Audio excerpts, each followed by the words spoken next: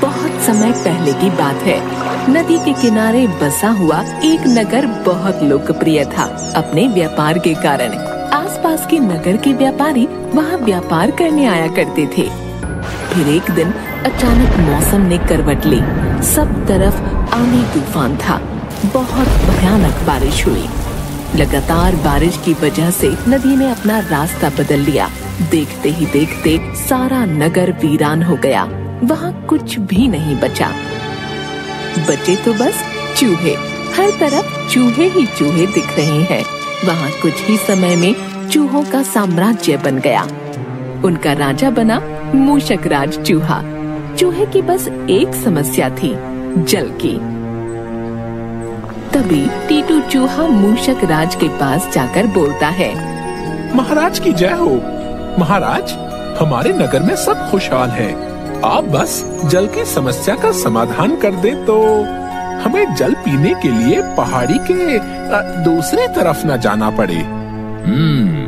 समस्या तो गंभीर है। अपने 200 या 300 सैनिकों के साथ नगर के उत्तर भाग में जमीन को खोदना शुरू करो। वहाँ जल स्रोत अवश्य मिलेगा। फिर क्या था, सब सैनिकों ने खुदाई शुरू की और कुछ दिनों में वहाँ एक बहुत बड़ा जलाशय निकल आया। उसी नगर की कुछ दूरी पर चंपक वन था, जहाँ बहुत सारे हाथी रहते थे और उन हाथियों का राजा था गजराज, एक विशाल हाथी। चंपक वन में एक साल भयानक सूखा पड़ा, जिसके कारण वहाँ पर भारी भरकम शरीर वाले हाथियों की दुर्दशा हो गई। हाथी के बच्चे प्यास के कारण दम तोड़ रहे थे। सब तरफ निराशा का माहौल था। गजराज इस समस्या से चिंतित एक पेड़ के नीचे खड़ा था।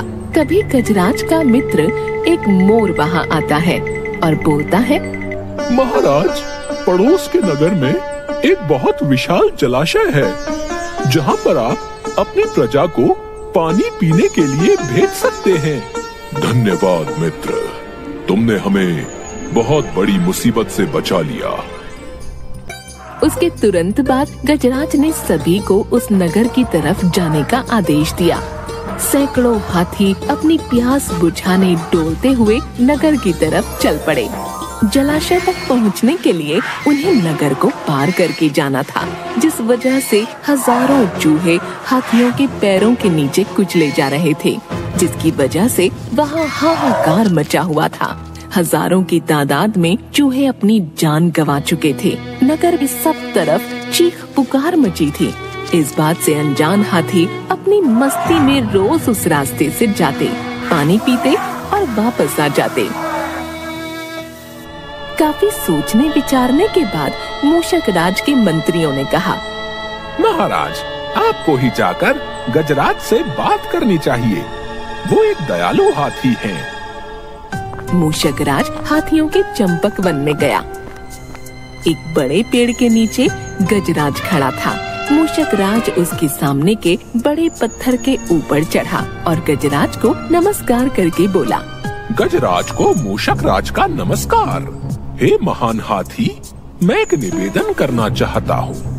आवाज गजराज के कानों तक नहीं पहुंच रही थी। दयालु गजराज उसकी बात सुनने के लिए नीचे बैठ गया और अपना एक कान पत्थर पर चढ़े मूषक राज के निकट ले जाकर कहा, नन्हे मियाँ, आप कुछ कह रहे थे, कृपया फिर से कहिए।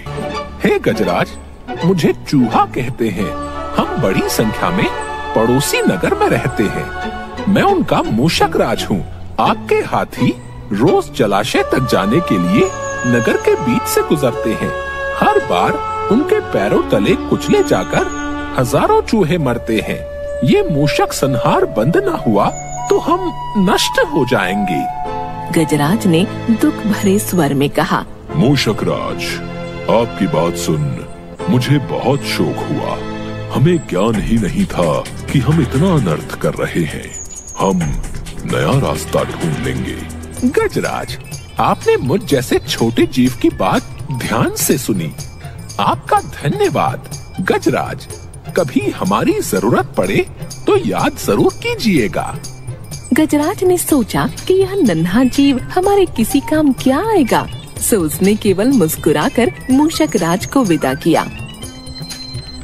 कुछ दिन बाद पड़ोसी देश के राजा ने सेना को मजबूत बनाने के लिए उसमें हाथी शामिल करने का निर्णय लिया। राजा के लोग हाथी पकड़ने आए।